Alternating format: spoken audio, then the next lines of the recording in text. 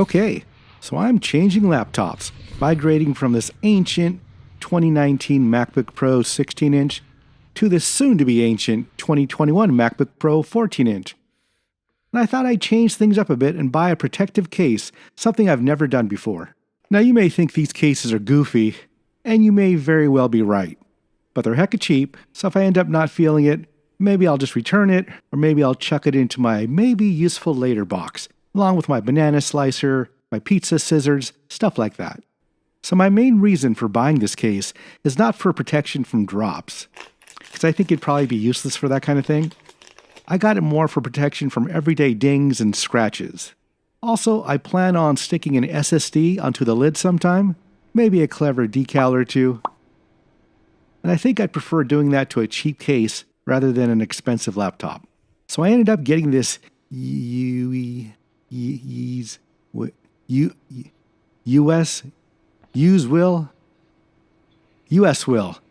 So I ended up getting this UESWILL crystal clear hardshell case from Amazon. You know, the price was right, plus I thought it was the perfect vehicle for expressing my classy sense of style. So let's check it out.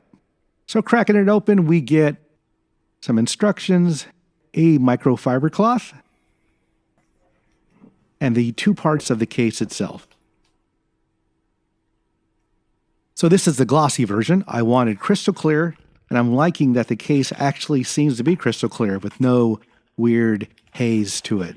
So let's try slapping it together. Starting with the top, first I'll wipe it down with the microfiber cloth. I'll take the wrapping off the lid and try popping it into place. So the front and back look the same to me. Okay, a quick note here. The lid's front and back are slightly different. They both seem to slope upward at the center, and one has a couple of areas on the sides that might be described as tabs, but they're very, very subtle.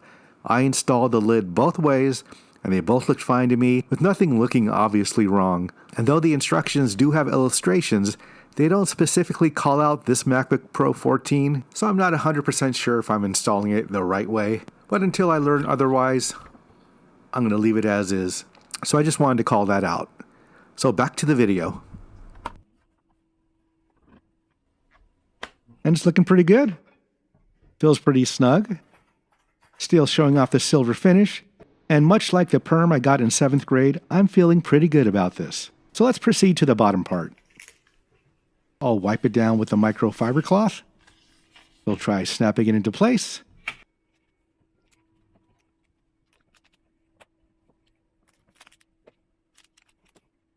And boom, we're done. So let's give it a look over.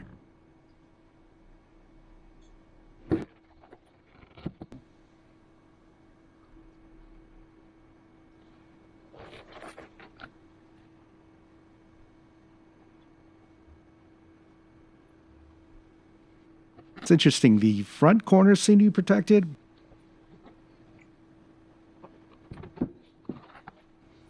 but not the back.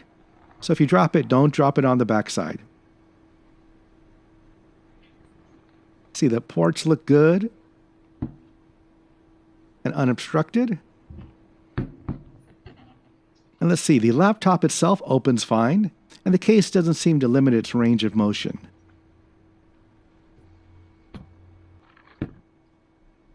So looking at the edges, everything looks nice and snug, looks pretty uniform. So for me, the top part was the important part, because that's where I plan on adding the SSD. The bottom is not nearly as important, but it looks okay, so I'll leave it on, and if it becomes an issue later down the line, I'll just take it off. So my initial impression is positive. I'm liking how it looks. I'm cautiously optimistic that it will do a decent job as far as warding off scratches and little dings and that kind of thing. It is a hard plastic, so only time will tell if it starts cracking or turning yellow. But for now, it's looking sharp. So I think I'm going to go ahead and try sticking an SSD onto the lid, maybe in the next video. So you'll have to stay tuned for that, because it's going to be pretty riveting stuff. So, as always, thanks for watching, and until next time, I'll see ya.